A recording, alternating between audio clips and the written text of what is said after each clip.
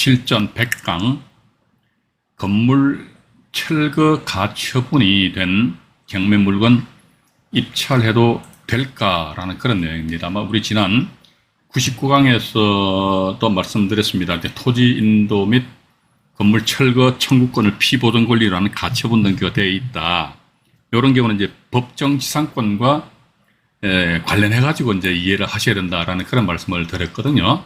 그래서 이제 이번 시간에는 보니까 실제 경매 진행 중인 물건도 오늘 제가 한 2건 정도 뽑아놨어요. 그리고 이미 그 낙찰된 물건입니다. 근데 토지를 낙찰받아 가지고 그 이후에 지상에 건물이 있는데 건물에 대해서 토지 낙찰자가 어떻게 접근을 하느냐, 접근 방법이지 않습니까? 그래서 접근해 가지고 그 사람들이 과연 어떻게 수익을 창출할 것인가.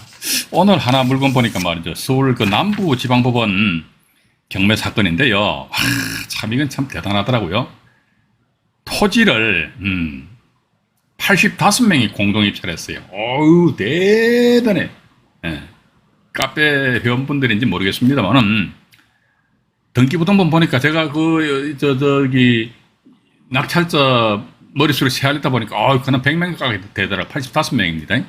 근데 이게 현재 경매 진행 중인데 이게 85명이 이 지상 건물을 경매를 집어넣었어요. 경매 집어넣어가지고 오늘이 6월 30일이잖아요. 2023년 6월 30일인데 9차 매각기일이 9차입니다. 9차 매각기일이요. 7월 4일로 잡혀 있습니다. 1차 가격이 6억 9,400여만 원 정도인데根本에 이제 9차 기일날 최저 가격이 1억 1,600만 원 정도 이렇게 나와 있더라고요. 나와 있기 때문에 그래서 야, 참 과연 85명이 공동 입찰하셔가지고 이제 뭐 수익은 발생되겠지요, 그죠? 수익을 발생을 목적으로 해서 이제 경매 투자하신 거 아닙니까? 그래서 어쨌든 우리는요, 이러한 유형의 물건도 경매 시장에 쏟아져 나오고 있고, 또 나아가서 자금력이 좀 넉넉하다. 제가 아마 지난 99강에서도 말씀드렸습니다만 자금력이 좀 넉넉해야 됩니다. 시간적인 측면에서도 좀 여유가 있어야 되고, 그런 분들은요, 이런 물건 건드릴 수 있어요. 건드려가지고 뭐 2년, 3년, 4년 계속 놔두는 것이지요. 그러면 우리가 한번 생각해보자 이거죠. 요즘 같은 경우 부동산 시장의 경기가 그렇게 썩 좋지 않은 때는 좀 불리하겠지만은 요 몇 년 전만 하더라도 말이죠. 1년 사이에 막 부동산 값이 팍팍팍팍 튀어버렸잖아요. 그죠? 근데 봐가지고 예를 들어가 3년 전입니다. 3년 전에 땅을 예를 들어가 1억에 낙찰 받았는데 지상에 건물이 있단 말이죠. 예. 근데 3년이 지났어. 그럼 3년 전에 땅값이 1억인데 지금은 얼마겠습니까? 1억 이상 할 거 아닙니까? 그죠? 예. 그래서 이게 부동산 경기가 좋다. 그러면 내가 2년, 3년 전에 낙찰 받았을 적에 부동산 시세하고 지금 2년, 3년 경과된 그 이후에 부동산 시세 차익만 하더라도 이게 상당하다더라. 또 하나 더 뭐냐면은 지상에 건물이 있는데 이 건물은 땅을 사용할 그런 권리가 없어. 즉 법정지상권이든 관습법상의 법정지상권이든 약정지상권이든 민법 622조에 의한 차지권이 들어간 불문하고 어쨌든 지상 건물은 땅을 사용할 그런 권리가 없다더라. 그러면 토지 낙찰 받으신 분이 건물에 대해서 확 뭐합니까? 토지를 나한테 넘겨줘. 그러니까 토지 인도, 그죠? 토지 인도하고 토지를 나한테 넘겨주고 다음에 건물 철거해버려. 건물 철거 청구권을 피보존 권리라는 가처분 등기를 건물에 빡 해버리면요, 그 가처분 등기는 말소가 안 된다 이거죠. 아마 어떤 분이 또 영상 99강 영상물에다가 댓글을 질문을 하셨더라고요. 이 가처분은 그럼 말소가 안 되는 이유가 뭐냐, 이게 목적 달성이겠죠, 그죠? 그러니까 토지 인도 및 건물 철거 청구권 이게 뭡니까? 지상 건물은 법정 이상권의 권리를 가지지 못해요. 따라서 건물 철거돼야 된다 이거지. 건물 철거가 일단 주된 목적이잖아요, 그죠? 근데 아직 건물이 싱싱하게 살아있네. 살아있으니까 뭡니까? 가처분권자로서는 목적 달성을 못했다 이거죠. 따라서 나는 끝까지 건물 부셔버릴 거든. 근데 실질적으로 건물이 폼 나면 왜 건물 부숩니까? 맞잖아요. 그죠? 요즘 저 집 한 채 짓는데 평당 그 건축비가 상당한 걸로 잘 알고 있습니다. 그죠? 또 하나 더 지상 건물이 법정이상권 성립이 안 된다고 그러니까 엄한 사람이 그 건물 낙찰받게 되면 말이야 확 부숴본다. 철거요? 아이고, 철거 비용 장난 아닙니다. 예. 그런 여러 가지로 우리가 좀 생각을 하시면서 이번 실전 100강에서는 말이지요. 조금 전에 제가 말씀드렸습니다만은 이미 낙찰된 물건하고 또 시간이 남으면은 현재 진행 중인 물건 아까 조금 전에 말씀 안 드렸습니까? 85명이 응찰한 물건입니다. 그거 현재 진행 중에 있어요. 그걸 제가 간단하게 말씀을 드려보도록 하겠습니다. 자, 그런 말이죠. 화면을 잠깐만요. 제가 네, 화면을 조정을 하도록 하겠습니다. 잠깐만요. 네, 됐습니다. 자, 오늘 드디어 이제 100강이네, 그죠? 자, 참 긴 여정이었습니다. 근데 제가 이제 오늘 방송 진행하기 전에 1기에서는 과연 몇 강까지 나갔지 해가지고 보니까 파워포인트 자료에 의해 보니까 1기 같은 경우 128강까지 나갔습니다. 징글맞아요, 징글맞아. 그래서 이번 2기 같은 경우는 100강인데 아마도 제가 볼 적에는 앞으로 한번 5번 내지 6번 정도면은 이게 일단 가처분이 보면 또 이제 오늘 이 내용 말고요. 또 보면 건저당권 설정 등기 이행 청구권의 피보전 권리라는 가처분. 예. 또는 건저당권 설정 등기 말소 청구권을 피보전 권리라는 가처분. 맨날 근데 이런 용어 자체 너무 여러분들 외우려 하시면 안 됩니다. 예. 그러니까 그 내용은 뭐냐. 예를 들자면 건저당권 설정돼 있는데 저 건저당권 설정을 말소하라 이거지. 그러면 건저당권 설정 등기 말소 등기 청구권이에요. 이렇게 되었을 경우에는 과연 이런 물건이 경매시장에 나왔을 때 우리 투자자 입장에서 어떻게 할 것인가. 아마 지금 제가 보기에는 이것도 우리 구독자분이 한 분이 대단히 감사하게도 말이죠. 이 영상물 밑에다가 사건을 현재 진행 중인 사건을 최근자에 제보를 해 주셨어요. 그게 뭐냐면은 저당권이 설정되어 있는데 또 그 저당권자가 경매 신청을 했어요. 경매 신청을 하였는데 그 신용보증기금에서 저 저당권 가짜다 이거지. 예. 가짜이기 때문에 저당권 말소해라 해가지고 가처분, 즉 저당권 설정 등기 말소하라는 가처분을 한 상태에서 신용보증기금에서는 그 저당권자하고 현재 지금 아마 법원이 동부지방법원으로 기억납니다만은 소송하고 있어요. 해가지고 이게 소송에 대한 최종 판결 1심인데요. 1심 최종 판결이 언제나 그러니까 지금 제가 적어놨습니다만 7월 13일 날입니다. 동부 사건이네요. 현재 이것도 현재 경매 진행 중에 있기 때문에 이제 우리가 저당권자가 일단 경매 신청했단 말이죠. 우리가 이것 여러분들 다들 아시죠? 강제 경매 같은 경우는 공신력이 있고 임의 경매 같은 경우는 공신력이 없어. 저 무슨 말이야? 눈 깜빡깜빡 하시는 분도 안 됩니다. 그러니까 우리가 담보권 실행해서 저당권자가 경매 신청했잖아요. 근데 낙찰 받으면요 민사소송법 제 135조에 의해 가지고 등기 안 해도 그 부동산은 경매 부동산은 누구 거 됩니까? 낙찰자 것이 되잖아요. 그런데 경매 신청을 한 저당권자가 허당이야.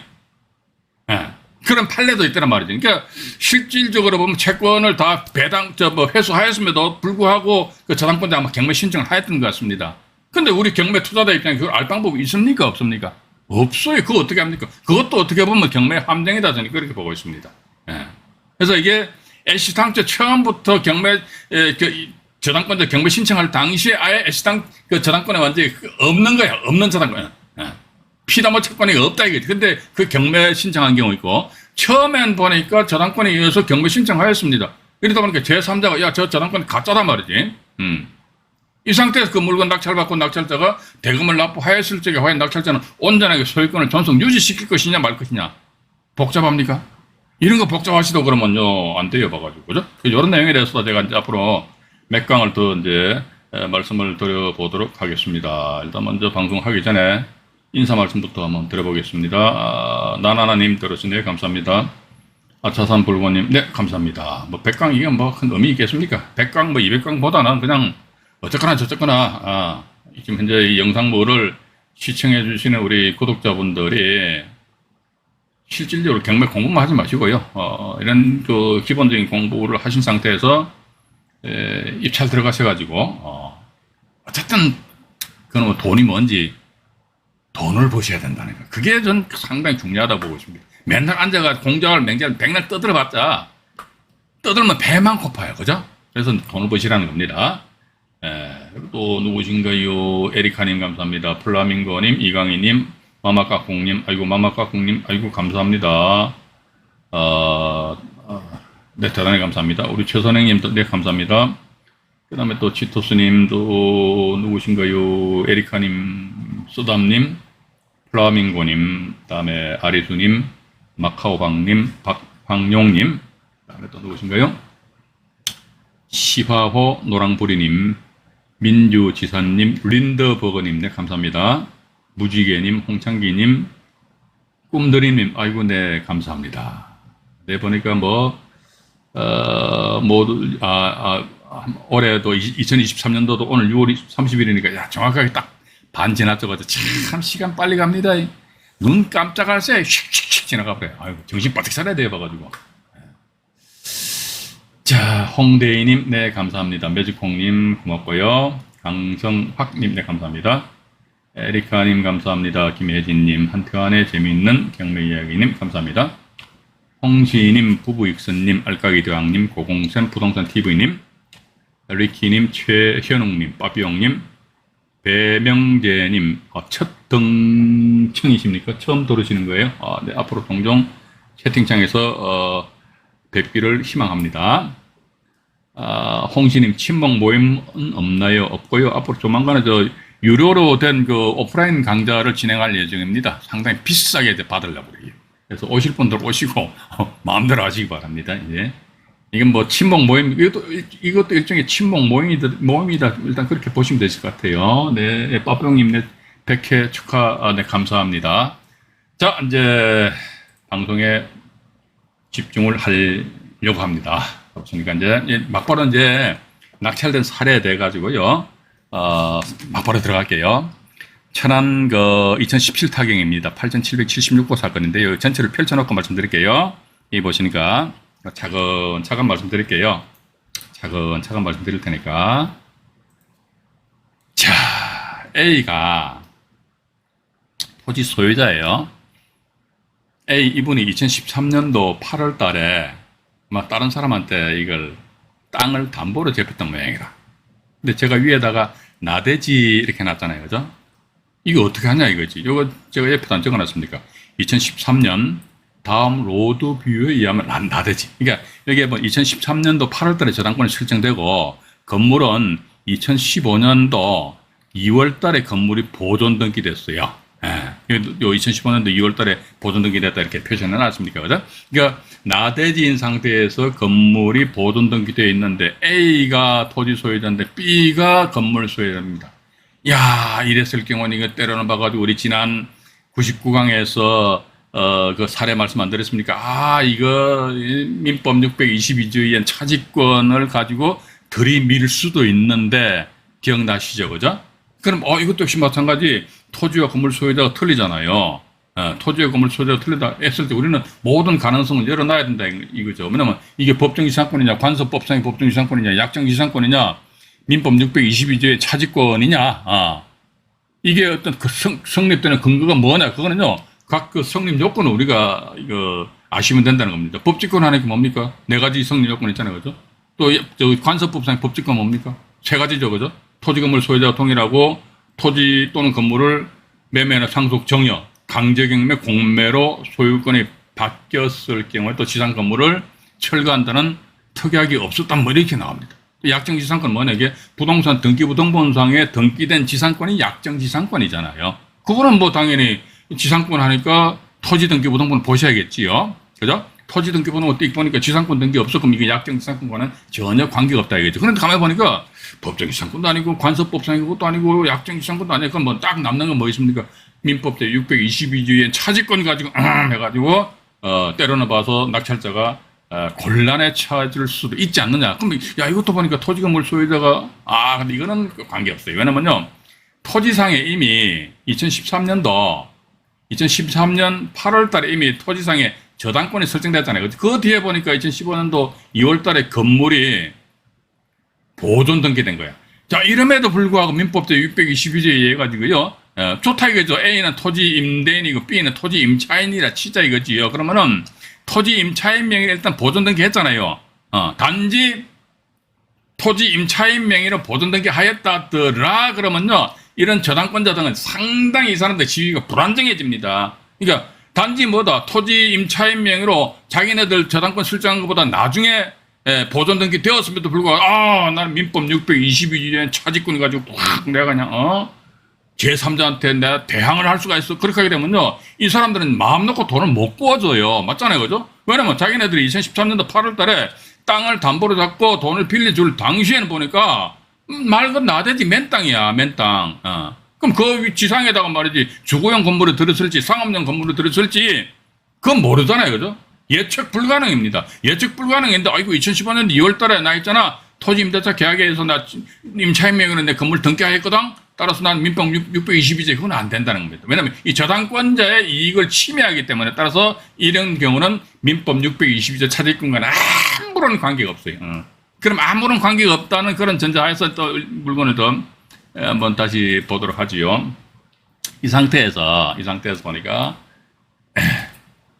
토지가 임의경매에 넘었어요. 그러니까 요 2013년도 8월 달에 설정된 저당권자니까 담보권 실행하니까 땅만 담보 잡았잖아요. 또 나아가서 예를 들어가 편의상 2013년도 8월 달에 저당권자를 갑으로 치자 이거죠. 갑 입장에서 보면요, 자기는 일단 땅에만 담보 잡았잖아요. 물론 그렇습니다. B라는 사람이 A하고 되게 친해. 그래가지고 내가 A하고 친하기 때문에 이 건물에 대한 또 담보 제공해줄게 하면 갑 입장에서 토지 건물 전부에 대해서 저당권이 설정되었다면 이때는 뭐 토지하고 건물 이렇게 같이 일괄로 경매 신청이 되는데 그럴 리는 없겠죠, 그죠? 땅만 경매, 저당권 설정했기 때문에 땅만 경매 신청이 된다. 여기 이제 천안 2015 타경에 1221호 경매 사건입니다. 이러다 보니까 이걸 봐가지고 B는 저기 보존등기에서 이거 그대로 넘어오잖아요, 그죠? 그대로 넘어온 상태에서 이 경매가 넘어 C라는 사람 낙찰을 받은 거예요.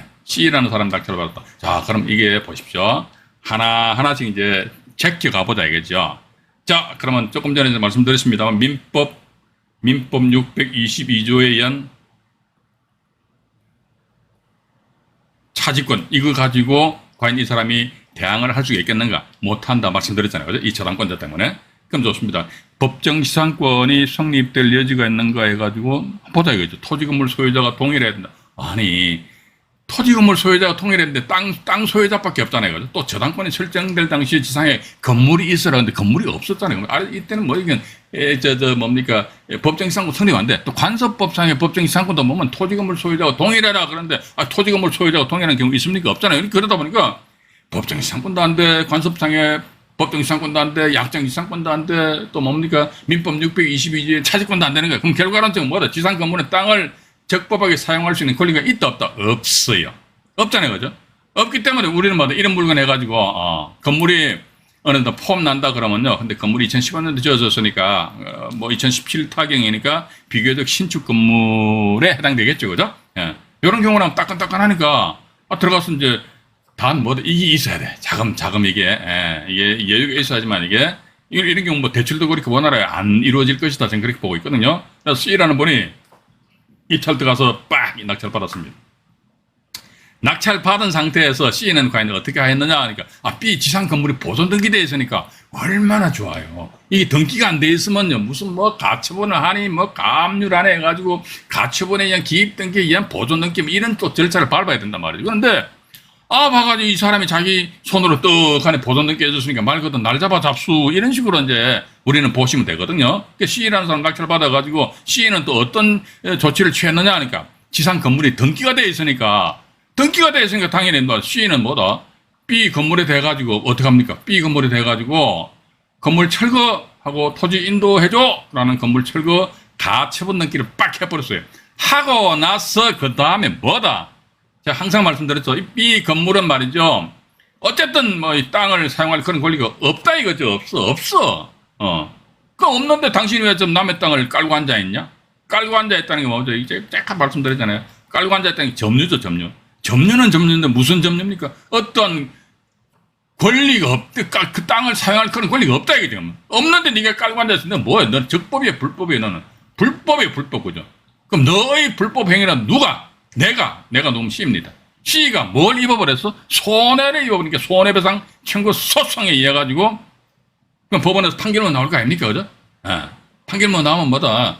B는 말이야 C한테 검 얼마를 주어라.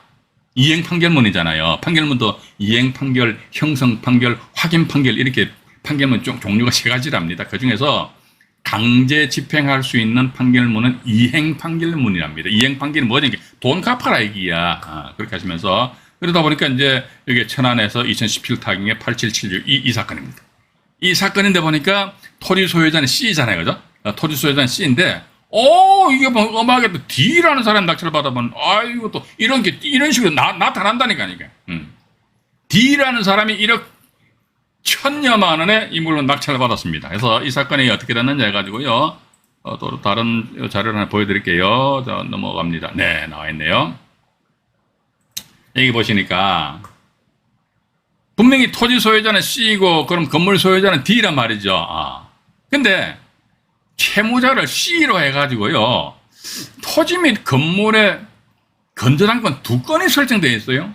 그러니까 저는 이 등기부등본에 의해서 확인해 본 결과, 아니, D와 D가 아무런 관계가 없어. 남남이야. 남남인데 그러면 뭐 이게 이 건물에 대해서조차도 C라는 사람이 본인이 채무자를 해가지고 대출을 뽑는다? 그럼 불가능하잖아요. 그죠? 그죠? 그러니까 C가 채무자다 그럼 D는 물상 보증인입니다. D는 뭐다? C한테 물건을 대주는 거야, 대신. 예. 그러니까 D는 물상 보증인이고 C가 채무자거든요. 그래서 이거 보니까 현재 토지와 건물 소유자가 C와 D로 나눠져 있는데도 불구하고 토지 건물 전부를 일괄로 담보 잡았는데 그것도 2건의 저당권 설정한 이것도 등기부등본 보여드릴게요. 2건의 저당권을 설정하였는데도 불구하고 C가 또 저당권을 토지 건물에 대해 설정하였다는 것은 D와 C는 모르는 사이가 아니다. 아마 상당히 잘 아는 사이지 않겠느냐. 근데 왜 이런 식으로 해가지고 낙찰을 받는지 그건 제가 잘 모르겠습니다. 아니면 또 뭐 이렇게 될 수도 있겠죠. 이제 D와 C는 아무런 관계도 없어요. 아무런 관계도 없어. 아무런 관계도 없는데 뭐 이렇게 서로도 거래를 하겠죠. 야, 좋아. 당신 있잖아. 1억 1,000만 원에 낙찰 받았지? 그럼 이거 봐가지고 내가 1억 5천만 원에 내가 살 테니까 그 대신 뭐다 이 건물을 까지 나한테 이렇게 추가적으로 담보 제공해주는 거 네가 물상 보증인 해라. 이런 식으로 할 수도 있겠죠. 그죠? 이건 제가 그냥 가상해서 말씀드리는 겁니다. 근데 어쨌든 봐가지고 요건 같은 경우 토지와 건물 소유자가 다름에도 불구하고 어떻게 한다더라. 토지 소유자 명의로 해가지고 이 토지 소유자입니다. 이 사람이 채무자라 해가지고 토지 건물 전부에 대해서 저당권을 설정하였다더라. 이건 이제 무슨 말씀인지 좀 이해가 가시죠? 이해 안 가시는 분들은요. 몇 번이나 보십시오. 몇 번이나 보시는 수밖에. 그럼 또 요거 하나 더 보여드릴게요. 2013년도 다음 로드뷰로 확인하자. 이게 천안 사건인데요. 요거 지금 제가 이미 미리 이 자료를 딱 준비를 해놨습니다. 이거 잠깐 보여드릴게요. 나와라. 야, 요겁니다. 이 땅에 지금 현재 보시는 거, 보여지는 게, 요 땅입니다. 요 땅. 이 땅인데, 이 보시면은 화면상으로 보시면은 텃밭 비슷한 게 있어요. 이게 2013년도 왜냐면 이게요. 이거 다음 로드뷰를 보니까 여기서 스카이뷰를 누르다 보면 연도가 나와요. 연도. 자, 현재 최근 사진 한번 볼까요? 최근 사진 보니까 주택 있죠? 그러면 이게 2013년도 누르면 없잖아요. 그럼 이게 2013년도 이 당시에는 마침 또 2013년도 8월 달에 땅에 담보 저당권이 설정되어 있는데, 이거 다음 로드뷰를 보니까 건물이 없네. 그런데 이 건물이 언제 보존 등기 되었지? 그러니까 2015년도 2월 달에 보존 등기 됐습니다. 그럼 2015년도 2월 달 한번 볼까요? 2015년도 있잖아요. 이걸 딸깍 클릭하니까, 여기 또 건물이 있죠, 그죠? 그러니까, 보니까 2013년도에는 건물이 없었는데, 2015년도에, 여기 건물이 지어졌구나. 그 이후로 해가지고 이제 건물이 계속적으로 이렇게, 당연히 존속하였지 않았느냐. 일단 그렇게, 우리 시청자 여러분들은 보시면 되실 것 같습니다. 이게 법원 경매 어려운 게 아닙니다. 재밌어요. 잠깐 보시면서. 자, 그럼요, 다시 본건 관련된 여기 등기부등본 일부 내용을 보여드리겠습니다. 보니까요, 토지 등기부입니다. 토지 등기부 일부 내용인데요. 소유권 해가지고 이모 씨가 된 상태에서 소유권 이전해가지고 어떤 이분이 그 토지가 경매가 넘어오니까 보니 이분이 경매 절차를 통해서 이게 낙찰을 받았어요. 우리는 이것도 한번 이런 것도 생각해 보셔야 됩니다. 남들은 이런 것도 막 낙찰 받아요. 물론 이제 이런 거 낙찰 받으시는 분들은요, 토지를 낙찰 받고 나서 지상 건물에 대해서 토지인도 및 건물 철거 청구권을 피보존 권리라는 가처분하고 뭐 또 소송해서 나홀로 소송해서 전자 소송 그런 게 있잖아요, 그죠? 이런 것도 할 능력이 좀 여기 있으셔야 되는데 그런 능력이 없으시다 그러면요, 말 그대로 법률 전문가들에도 도움을 저는 또 그렇게 봅니다. 법률 전문가의 도움을 받는 것도 나쁘지는 않다고 보고 있어요. 근데 어쨌든 나 그거 싫어. 그럼 나홀로 하시면 되지 뭐. 근데 소장 꾸미고 하는 것이 그렇게 쉬운 건 아닙니다. 예. 나홀로 소송한다가 아마 담당 재판부의 판사님들 아마 상당히 짜증낼 걸려 봐가지고. 왜냐면 이게 도대체 이게 안 되는 거라 봐가지고. 이게 하여튼 그런 능력이 있으신 분들은 이렇게 하시면 된다. 저는 그렇게 보고 있습니다. 그래서 토지 등기 부등본 얘기 나와 있잖아요. 제가 조금 전에 보니까, 토지를 이분이 김땡열씨입니다. 이분이 낙찰 받았어요. 근데 토지 건전한권 설정했죠. 전부 다 건전한권의 얼굴에 설정되는 거 아닙니까? 그 상태에서 보니까 건전한권자가 대성 새마을 근거네요. 이것도 두 건이니까 대성 새마을 근거예요. 그죠? 대성 새마을 근거인데 여기 보시기에는 공동담보해가지고 이분이 보니까 또 이 본건이 보니까 땅이 두 필지 모양이더라고요. 두 필지인데 일단 이 토지에 대한 게 저당권입니다. 토지에 대한 저당권이고 그 다음에 또 이제 건물에 대한 등기부 일부 내용을 또 보여드릴게요. 건물 보니까 이분이 아까 토지 낙찰 받으신 분이잖아요. 가처분인데 가처분 말소됐습니다. 피보존 권리가 뭡니까? 건물 부수고 부동산이니까 토지도 부동산이겠죠, 그죠? 예. 부동산 인도, 토지 인도 청구권을 피보존 권리라는 가처분인데, 가처분. 이게, 가처분을 이분이, 이 토지 낙찰자 이분이 하셨잖아요. 그죠? 2015년도 12월 달에 하시고, 그 다음에 아마 본안소송위원 판결문 받아가지고 2017년 8월 2일자리에서 강제경매 신청위원 기입등기가 요때 돼버렸다, 이거지. 근데 이분이잖아요. 김모 씨 해가지고. 67년생 딱 나와 있잖아요. 그죠? 그러니까 땅을 낙찰 받았다. 그 다음에 소송 제기한다. 누구를 상대로? 건물 소유자를 상대로 소송 제기한다. 그죠?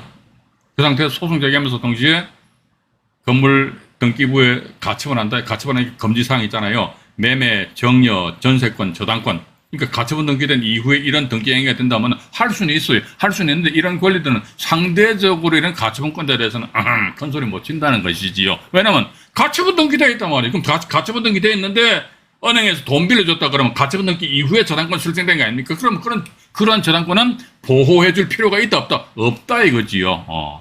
그죠? 그래서 일단 그렇게 보시면서 자, 그 다음에 또 다음 페이지로 넘어가 볼게요. 여기도 보면 또 이제 저당권, 소유권 이전되어 있고요. 보시면은 소유권 이전인데 이게 건물을 낙찰 받으신 건물을 제3자가 낙찰 받았단 말이에요. 막 낙찰 받고 나서 보십시오. 2019년도 2월 달에 등기하고 나서 2019년 8월 달에 해제를 원인으로 해서 가처분 발생됐거든요. 그러면 뭔지는 모르겠지만은 건물 낙찰자 이분하고 토지 낙찰자 있잖아요. 이분하고 뭔가 어떤 관계가 있지 않느냐.